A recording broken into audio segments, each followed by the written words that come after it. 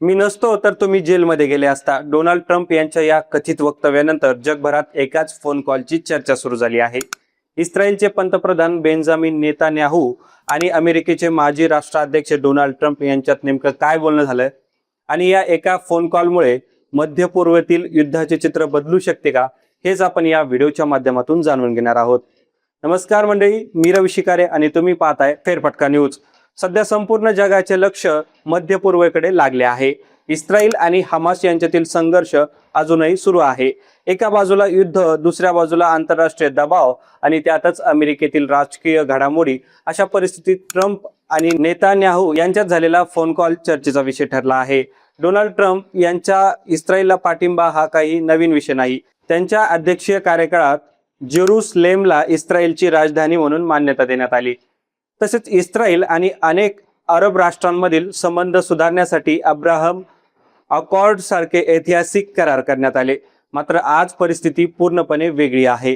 गाझामधील युद्ध अजूनही सुरू आहे. हजारो लोकांचा जीव गेला आहे. अनेक देश युद्धविरामाची मागणी करत आहे. त्याचवेळी नेतान्याहू सरकारवर देशांतर्गत आणि आंतरराष्ट्रीय स्तरावर दबाव वाढत आहे. अशा परिस्थितीत ट्रम्प आणि नेतान्याहू यांच्यात झालेल्या चर्चेकडे संपूर्ण जगाचे लक्ष लागले आहे. माध्यमांमधील अहवाल आणि राजकीय विश्लेषकांच्या मते ट्रम्प यांनी नेतान्याहू यांना युद्ध लवकर आणि निर्णायकपणे संपवण्याचा सल्ला दिला असावा.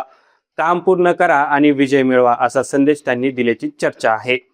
ट्रम्प यांच्या समर्थकांचे मत आहे की युद्ध जितके लांबेल तितका इस्रायलवरचा दबाव वाढत जाईल. त्यामुळे निर्णायक कारवाई करून संघर्ष संपवणे आवश्यक आहे. पण या फोन कॉलमधील सर्वात चर्चेत आलेली बाब म्हणजे एक कथित वक्तव्य. काही माध्यमातील दाव्यानुसार ट्रम्प यांनी नेतान्याहू यांना "मी नसतो तर तुम्ही जेलमध्ये गेला असता" असे म्हटल्याची चर्चा आहे. या विधानाची स्वतंत्र पुष्टी झालेली नसली तरी यामुळे राजकीय वर्तुळात मोठी खळबळ उडाली आहे. विश्लेषकांच्या मते ट्रम्प कदाचित नेतान्याहू यांना भूतकाळातील अमेरिकन पाठिंब्याची आठवण करून देत होते. काही जणांच्या मते हा पाठिंब्याचा संदेश होता, तर काहींच्या मते तो दबाव निर्माण करण्याचा प्रयत्न असू शकतो. आता प्रश्न आहे की या चर्चेचा प्रत्यक्ष परिणाम काय होऊ शकतो. पहिला मुद्दा म्हणजे हमास विरोधातील कारवाई.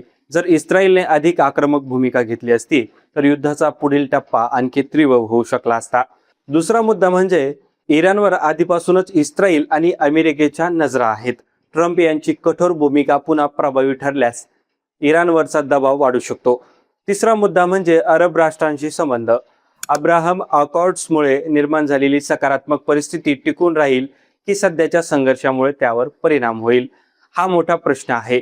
आणि चौथा मुद्दा म्हणजे अमेरिकेचे राजकारण. जर भविष्यात ट्रम्प पुन्हा सत्तेत आले तर अमेरिकेचे इस्रायल विषयीचे धोरण अधिक ठाम आणि आक्रमक होऊ शकते, असे अनेक राजकीय तज्ज्ञ मानतात.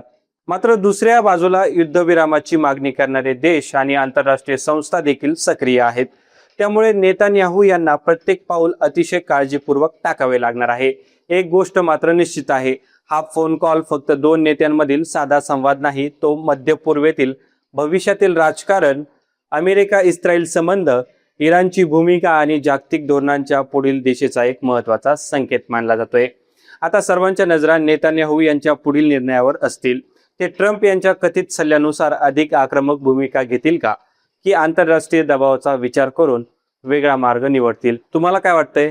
ट्रम्प यांचा सल्ला इस्रायलसाठी फायदेशीर ठरेल की त्यामुळे संघर्ष आणखी भडकू शकतो? तुमचे मत कमेंटमध्ये नक्की सांगा.